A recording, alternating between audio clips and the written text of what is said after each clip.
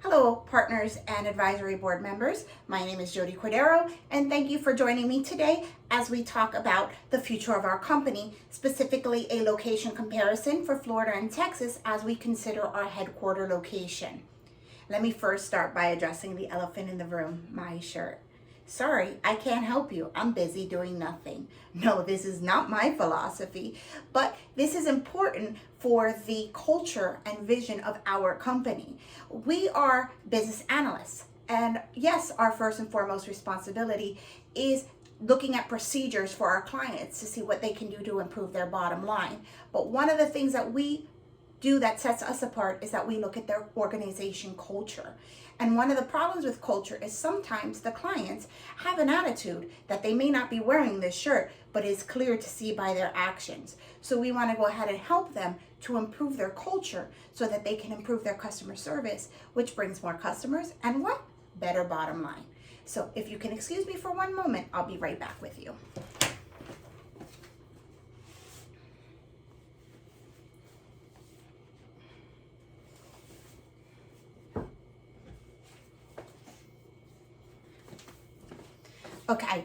Okay guys, thanks for that. This will be a little bit less distracting through this presentation. So, by a show of hands, I sent a memo last week, an email with the recommendations outline memo that I hope you guys had a chance to look over. Did you guys all get a chance to look over it? Great. I'm glad that you took that time to review that in advance, since this is very important to the future of our business. Now let's go ahead and get started. Now, we've been a successful startup in Florida, but we're looking to expand operations. So we want to go ahead and set up a headquarters office, and we're going to be doing a comparison between Florida and Texas. The reason I chose Texas is because it has a perceived high business climate, which obviously is very important for our business. Essentials for us when we're looking for our headquarter office would be obviously favorable business conditions, taxes, employment, growth rates, and things like that, and then having qualified employee candidates. Also would be a substantial client pool, so the business climate not only affects us, but also the clients that we want to hire us to use our services.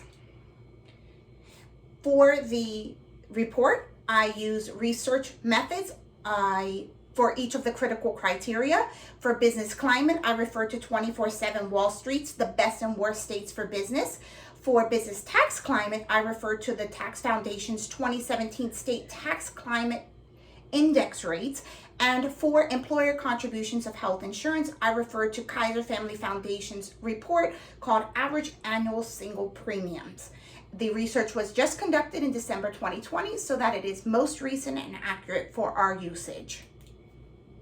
Now, the first criterion I mentioned was business climate. And why is that important to us? Well, our headquarters state must be able to sustain profitable businesses. We must be profitable, and our clients must be profitable, so they have extra income so that they can use those to invest in our services to improve their businesses. In the case of this criterion, a lower number rank means it's a better state.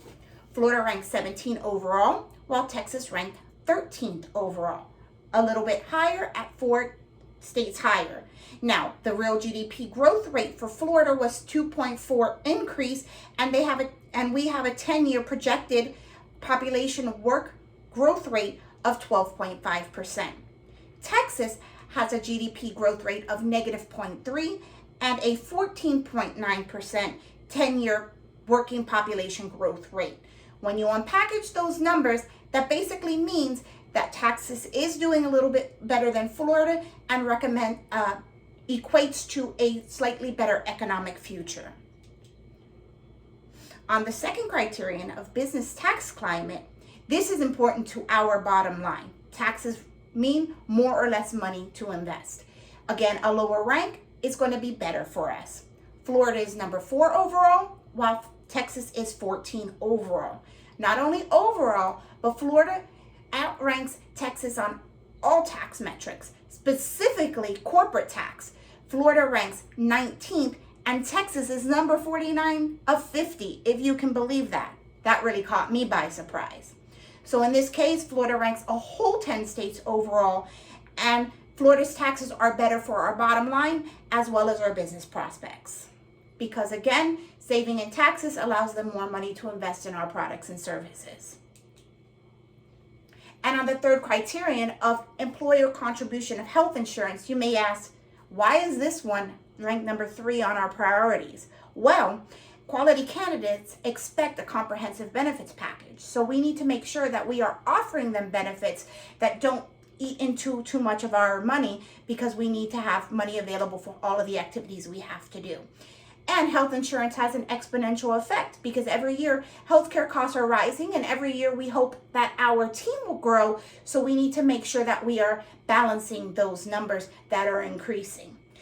In this case, a lower percentage that we contribute is going to be beneficial for us. So Florida, we are going to be at a 77% contribution rate versus Texas at a 78% contribution rate. And you say, that's 1%. Why again is that even on here? It doesn't seem to be that important. But again, we're analysts. We look at the bottom line. We calculate. And if we do that and we look at the actual rates that we're doing per employee, that's where the numbers add up. So Florida is at $5,220 per employee, and Texas is at $5,455 per employee. That's a difference of $235 less per employee. And if we look at our current base of 100 employees, that's saving us $23,500 a year. Florida offers better rates today, allowing us to invest in quality candidates. And again, this is an exponential effect. You can see on this grid that the rates are rising every year. The percentage we have to write to contribute, as well as the actual rates that we have to contribute, rise every year. And as we get more employees, the numbers will go up. So a small difference makes a lot of money at the end of the day. So in conclusion, what did we say in all of this? Well, Texas marginally beats Florida in the number 1 criteria, which is business climate. And that does provide a slightly brighter economic future in Texas. However, Florida is much more favorable on the business tax climate. And that saves us money while providing more client prospects, because they're saving money to invest with us as well. Employee contribution of health insurance, Florida is historically lower year over year over year, which saves us now as well as in the future. So the recommendation is that Florida is the place to be. We beat Texas 2 out of 3 on our criteria. Yes, Texas has projected GDP growth, but that pales in comparison to Florida's tax rates and insurance rates.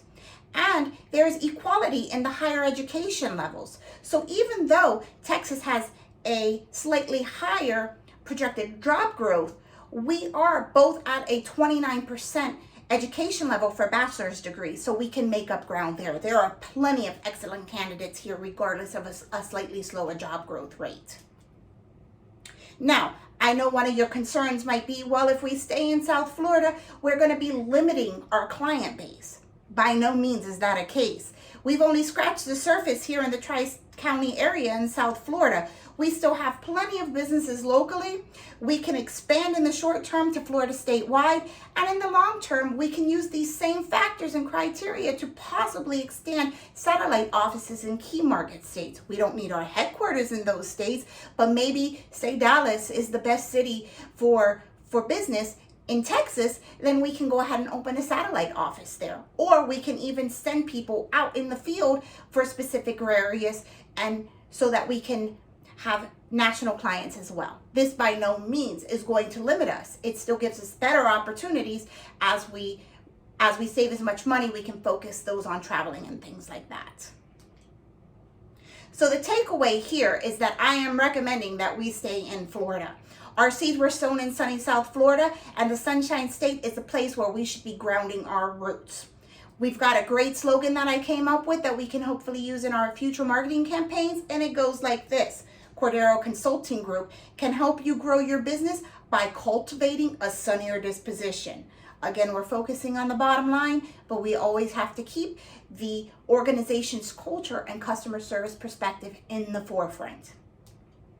Now, attached here are my references. You have these in the report that I sent you as well. I ask that you hold on to these because these are great not only for this report, but again, in our jobs as we're helping our customers, they can use this you can use this to guide them in some of their direction. Now, I do have a couple of extra minutes, so I'm going to go ahead and take a question from you guys. If anyone has a question. Yes, Bob, there, nice to meet you. You do have a question. Yes, your question is, considering all three criteria, which one is the most important in this decision and why?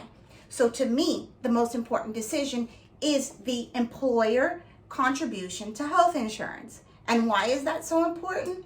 Again, our employee base is expecting high quality benefits. So we need to consider that.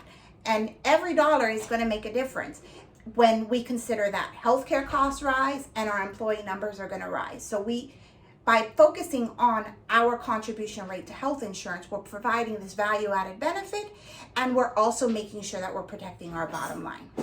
Again, thank you guys today for joining me, and I look forward to the success of our company.